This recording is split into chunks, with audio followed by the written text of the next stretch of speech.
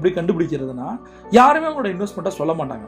நீங்க பாருங்க, சில பேருக்கு வந்து ப்ராப்பர்ட்டி மேல ரொம்ப இன்ட்ரெஸ்ட், ரியல் எஸ்டேட்டா வாங்கணும், சில பேர் கோல்டா வாங்கணும், சில பேருக்கு ஸ்டாக்ஸா வாங்கணும், சில பேர் இப்ப இருக்கிற ட்ரெண்டிங்ல பிட்காயின் மாதிரி வாங்கணும்.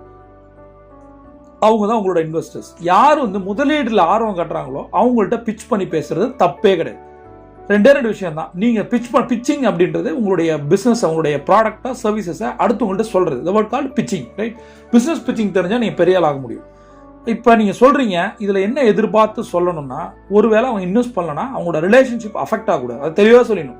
என்கிட்ட ஒரு ப்ராஜெக்ட் இருக்கு, நான் வெளியில இருக்கிற இன்வெஸ்டர்ஸை எடுக்கலான் இருக்கேன், நான் உங்ககிட்ட சொல்றேன், இது பண்றதும் பண்ணாதும் உன்னோட விருப்பம், எல்லாருக்கும் நான் இவ்வளவு பர்சன்டேஜ் கொடுக்குறேன், உனக்கு இதை கூட அதிகமா தரலாம். இந்த மாதிரி பிட்ச் பண்றது ரொம்ப நல்லது, ரைட்?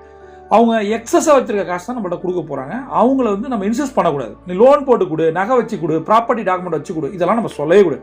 உங்களோட காசு எக்ஸ்ட்ரா இருந்தது அல்ல இந்த ப்ராஜெக்ட் மேல என் மேல நம்பிக்கை இருந்ததுன்னா